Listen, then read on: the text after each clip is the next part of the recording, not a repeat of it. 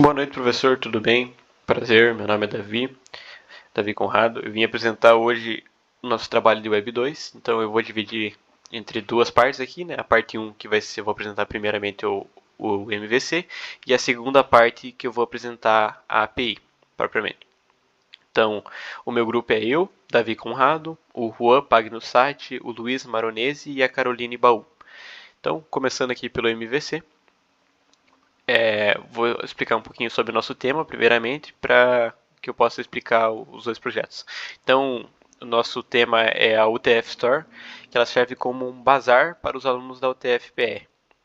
Então, a gente sabe hoje que o grupo, né, de software ele é um grupo muito acalorado no sentido de compras e vendas de itens, até pela rotatividade de pessoal que tem na faculdade, né? O pessoal termina a faculdade, a gente entra, então tem bastante compra e venda.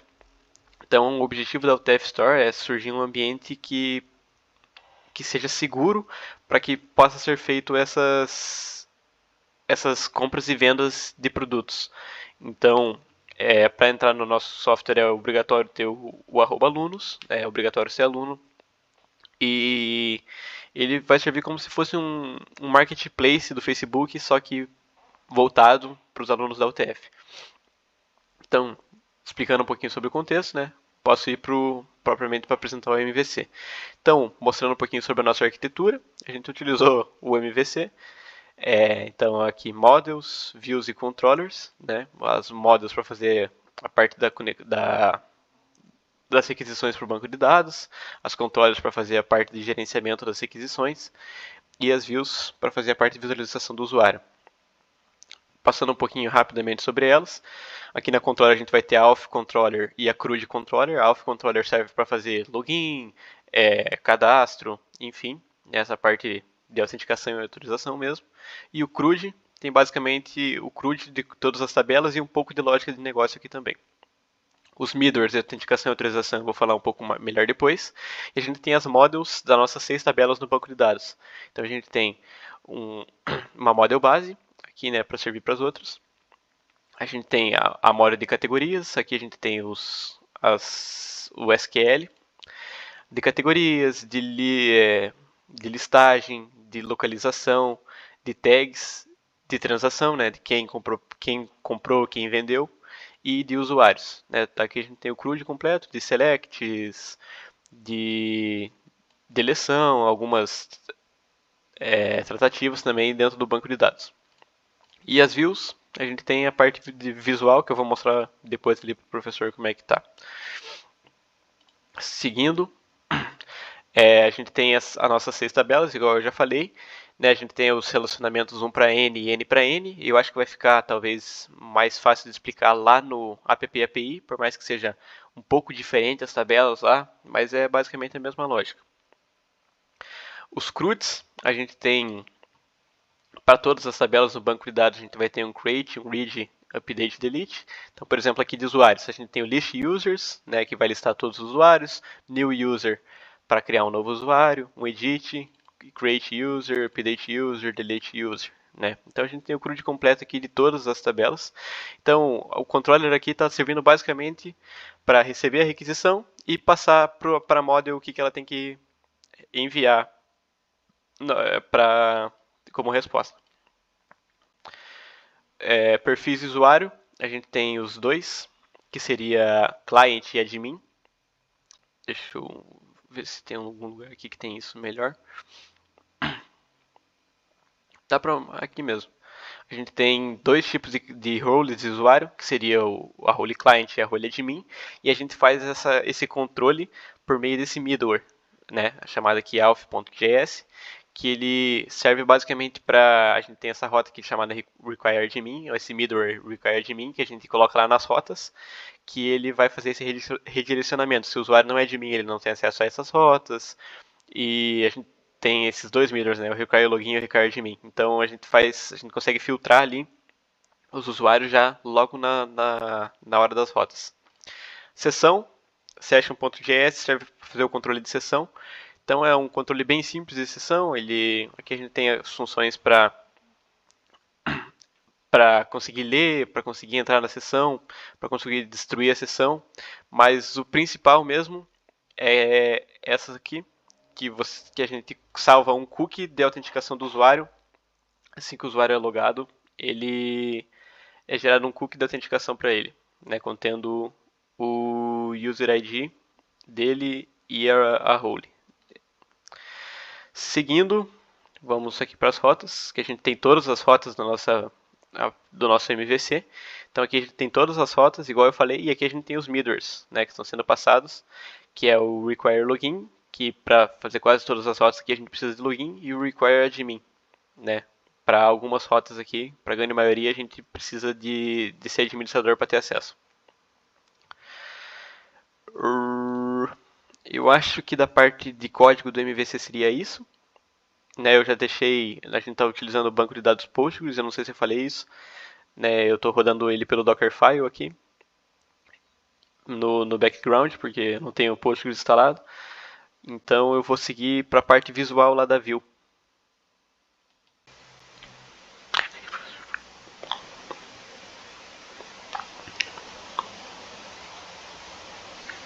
Seguindo aqui, professor, para a parte visual do nosso projeto.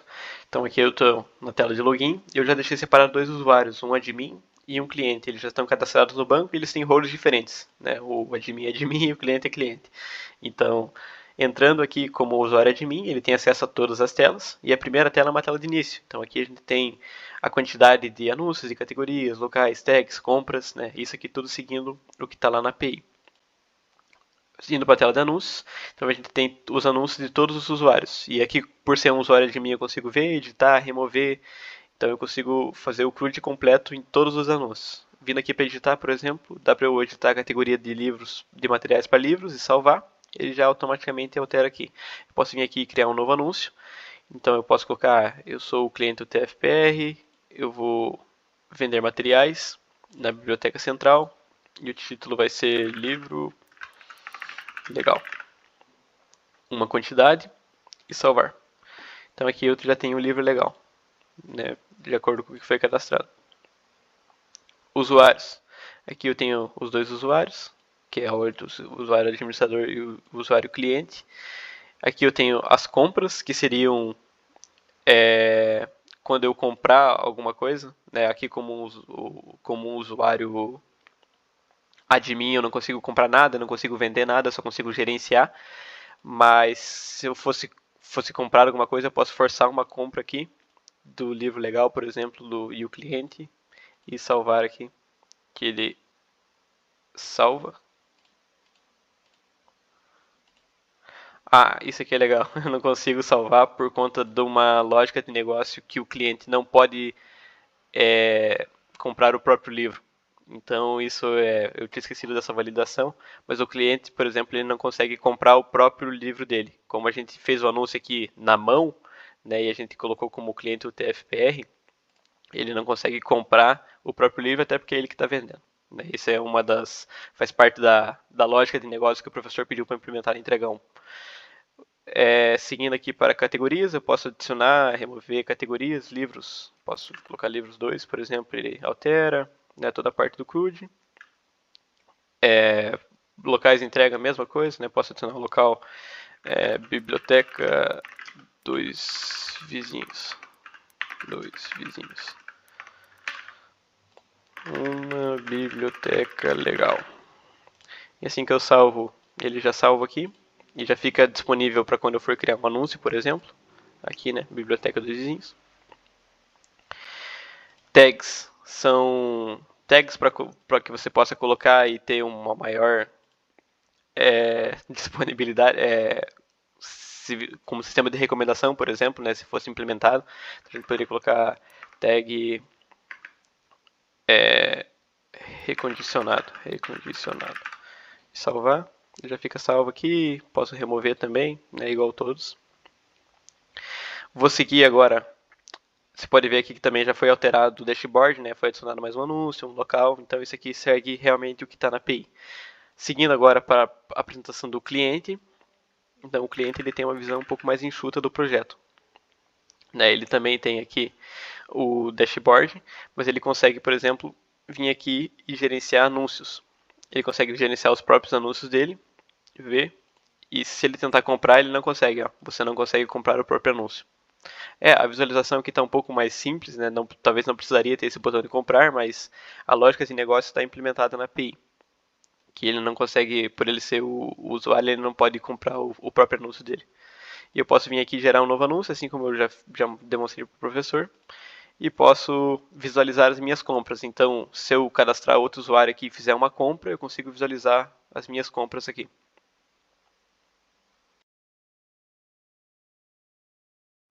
Seguindo aqui, professor, para a parte 2, a nossa API REST. Então, a gente tem aqui a pasta app API, que é onde está contida a nossa API. Ela foi feita diferentemente da parte 1, ela foi feita em Nest, assim como foi acordado com o professor. A gente mandou um e-mail perguntando se podia ser, né? Pode ser. E essa aqui foi a API que foi utilizada para integrar com o trabalho do professor Marlon, né? Na, com o professor Marlon e no projeto de Fábrica 1. Então essa API aqui ela é um pouco mais robusta, né, na matéria de dispositivos móveis do professor Marcos, esqueci de comentar. Ela é uma API um pouco mais robusta, né, utiliza tem algumas coisas a mais, mas cumpre perfeitamente todos os requisitos da matéria e também já foi desenvolvida pensando também nos requisitos da matéria. Então, ela tem ela é uma arquitetura um pouco diferente, né? Ela não é MVC, ela é uma arquitetura por camadas. Então a gente tem aqui a controller, os modules e o service. Então a requisição funciona o seguinte: você tem a requisição, o usuário faz a requisição, ela passa pelas rotas, né? E daí das rotas ela vai para o controller, da controller ela vai para o service, do service ela vai para o módulo, que é onde é feitas as requisições do banco de dados, e depois volta todo, percorre todo esse caminho de volta. Então ela é uma arquitetura um pouco mais complexa, por se tratar de uma API um pouco maior, um pouco mais robusta, a gente escolheu essa arquitetura que faria mais sentido para esse caso. O banco de dados foi feito utilizando o Prisma, então foi mantido as 6 tabelas, acho que aqui tem até um pouco mais de tabelas no banco de dados. Foi utilizado o Prisma ORM aqui para a parte de conexão do banco de dados. Então a gente tem o usuário, né, que ele tem todas essas propriedades aqui, categorias, listing, que é no caso os anúncios, né, as imagens dos anúncios, as transações, que seriam quem comprou, o que vendeu, reviews de anúncios, mensagem. Então, essa API aqui conta com um sistema de chat utilizando o WebSocket, né, comunicação em tempo real, o protocolo WebSocket. Seguindo aqui para a parte de autenticação e autorização, a gente tem um pouco diferente aqui por utilizar o Nest, a gente não utiliza um middleware, a gente utiliza um chamado decorator, que ele serve basicamente como se fosse um middleware. Então aqui a gente tem as roles, que seriam a role admin ou client, né? Aqui está utilizando TypeScript, então já está tipado, né? Admin ou client, e a gente coloca isso aqui lá na controller. Então, deixa eu mostrar aqui na controller, qualquer controller aqui. Então a gente tem aqui, por exemplo, ó, essa aqui é uma rota que é só os admins que podem usar, que é a rota de remover uma categoria existente. Então a gente tem a role aqui que apenas admin pode fazer essa parte do CRUD, né? Então foi feita uma autenticação e autorização também um pouco diferente. Ela utiliza autenticação com JWT, né? Com Bearer Token. Diferente da sessão passada, que a gente utilizava cookies de sessão, aqui a gente utiliza Bearer Token diretamente com JWT. Então eu posso mostrar aqui para o professor que essa parte aqui é onde é feito a parte da validação e criação do JWT de autenticação e autorização, né, nesse Auth Guard. E no Auth Service aqui é a parte de login e criação de usuário. Então aqui a gente vai ter aquela require admin igual eu mostrei para o professor aqui, que por exemplo tem rotas que apenas os admins podem acessar aqui, né? Que é por exemplo roles admin. Então se a gente vir aqui, a gente vai ver que ela fica dentro aqui do AuthGuard. eu acho, aqui, required roles, que a gente consegue fazer, se o usuário não for na role required lá, que é aquela, por exemplo, se o usuário não for admin, ele já lança uma nova exceção aqui, ó, que a role é insuficiente, que o usuário não consegue logar na aplicação.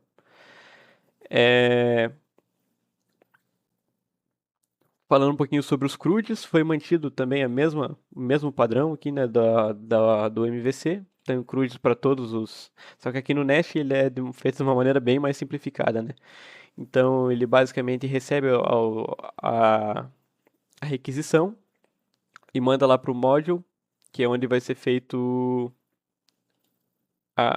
Manda lá para service, que é onde vai ser feito a parte de controle do banco de dados. Né? Então aqui a gente tem, por exemplo, utilizando o Prisma aqui, né, categoria repo, create, que é onde vai ser criado aqui com base no que o usuário inserir na nossa API. Regras de negócio. A gente tem umas regras de negócio um pouco diferentes também nessa API. A gente tem, por exemplo, um sistema de recomendação integrado. A gente tem aqui essa aba de recommendations. Então a gente tem um sistema de recomendação utilizando IA. Então a gente manda uma lista dos nossos anúncios para o usuário com base no, no.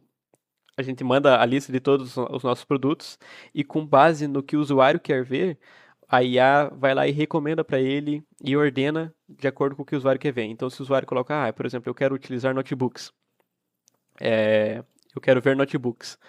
A IA vai olhar e vai priorizar para mostrar para ele notebooks. Então, isso aqui foi uma das partes de implementação que a gente conversou bastante com o professor Marley, a gente conseguiu implementar no nosso sistema, que é a parte de recomendação. Então, aqui, por exemplo, você tem um sistema de recomendação de anúncios no Marketplace, a intenção do usuário é ver notebooks, por exemplo, e daí tem todo o acesso de pesos e ele faz essa parte de recomendação. Foi feito também a documentação utilizando o Swagger. Então, todas as fotos aqui são documentadas. Eu vou mostrar na próxima, né? Eu vou cortar o vídeo aqui e vou mostrar a documentação do Swagger lá. E também por lá a gente consegue ter uma visão melhor um pouco de como é que está funcionando as fotos do MVC e a parte da autenticação e autorização também.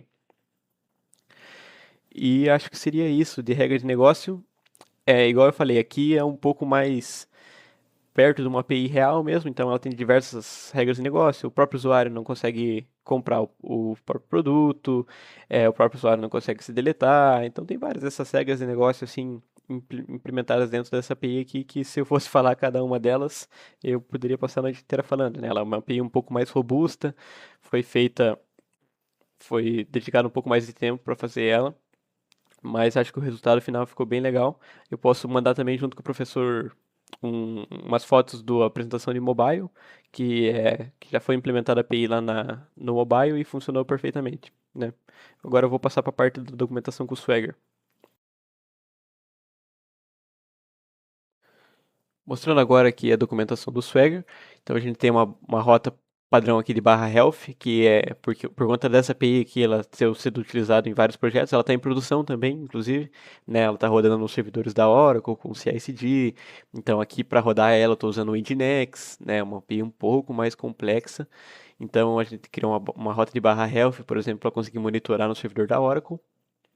Então a gente tem uma rota aqui de /health, as rotas de usuário, os users /me, né, para obter dados do usuário autenticado, né, precisa estar autenticado e precisa ser o próprio usuário, né, atualizar dados do usuário autenticado, pegar a imagem de perfil do usuário, realizar login, realizar é, cadastro, se cadastrar na UTF. Então aqui, por exemplo, o usuário tem que ser obrigatoriamente do @alunos, né, se ele não for do @alunos, ele não vai o sistema deve barrar. Então aqui a gente tem o CRUD de as, todas as tabelas, né? Então a gente tem a parte de anúncios e categorias, a parte do chat com o WebSocket aqui, né? Então você consegue conversar, mandar mensagem, ele funciona em tempo real, esse WebSocket. A parte de recomendações, que é a IA integrado, e a parte de transações aqui, que é para os administradores. Mas eu posso fazer um teste de requisição aqui. Então, por exemplo, logar com o usuário que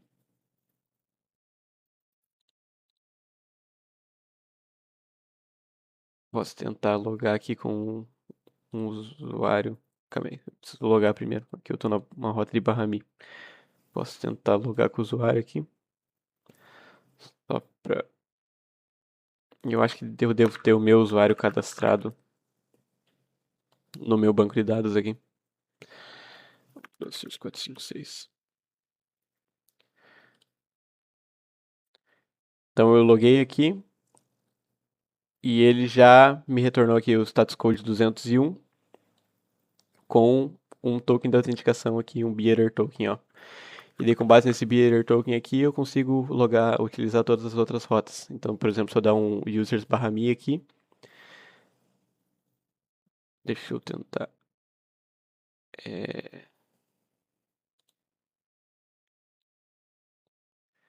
É que aqui eu não consigo passar por dentro do Swagger o token de autenticação.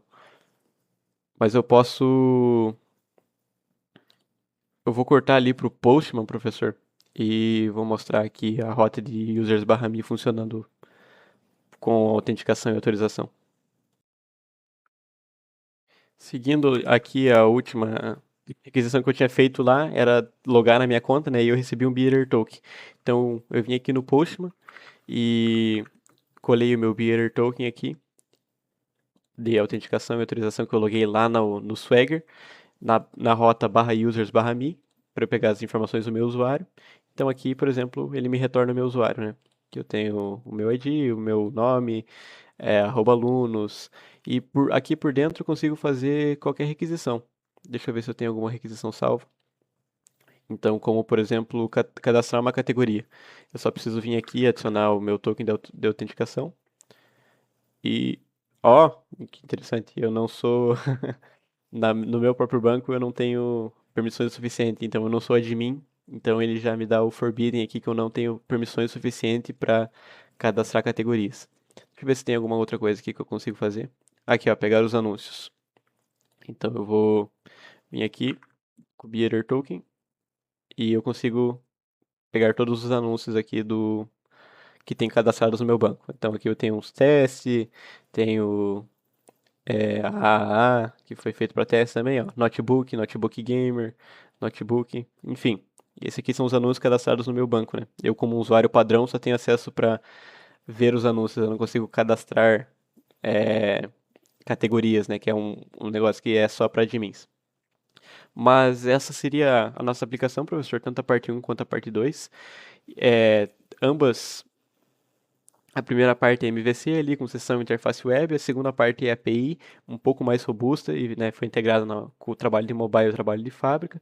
Espero que o professor tenha gostado. Qualquer dúvida eu fico à disposição para responder, né? E seria isso. Muito obrigado, professor, por dedicar um tempo aí para assistir a apresentação. E é isso.